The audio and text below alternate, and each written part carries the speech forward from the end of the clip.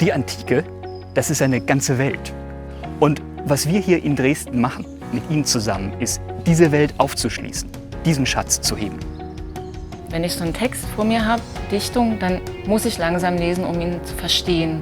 Und wenn ich mich darauf einlasse, so langsam zu lesen, dann finde ich Wortspiele, dann finde ich so rhythmische Figuren und da ist dann das Lesen gleichzeitig ein sinnliches Gesamtvergnügen. In der Schule war ich in Latein kein Spitzenschüler und deshalb hatte ich erstmal Angst, dass ich untergehen würde. Aber dank der Hilfe der Dozierenden war das kein Problem und mittlerweile finde ich die Sprache sogar richtig gut. Man merkt einfach, dass am gesamten Institut die Antike wirklich geliebt wird. Und natürlich auch das ganze klassisch angehauchte Umfeld in Dresden ist so eine Art Learning by Sightseeing. Das Studium an der TU Dresden ist toll, weil wir eine besonders familiäre Atmosphäre haben und unsere Dozierenden immer ansprechbar für uns sind. Hier in Dresden kann man im Studium über den Tellerrand hinausschauen, zum Beispiel in Exkursionen nach Sizilien oder Südfrankreich.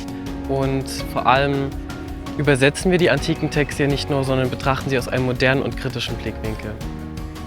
Die Texte, mit denen wir uns beschäftigen, sind ungefähr 2000 Jahre alt und das heißt, sie sind sehr weit weg von uns. Und zugleich, wenn man nur ein bisschen anders drauf schaut, sind sie ganz nah an uns. Und ich finde dieses Fremde sehr spannend und genauso aber auch das Vertraute. Am meisten fasziniert mich aber der Wechsel zwischen diesen beiden Perspektiven. Und das ist eigentlich auch das, worauf ich in meinen Veranstaltungen immer raus will. Was ich besonders toll fand, war der Einführungskurs in die lateinische Sprache, weil ich somit einen Übergang von dem Schullatein in das Unilatein bekommen habe. Das hat mir damals ziemlich geholfen, weil ich dachte, dass hier so hohe Ansprüche sind, dass ich das mit meinem Schullatein nicht schaffen werde. Aber so durch diesen Kurs wurde das gut überbrückt, fand ich.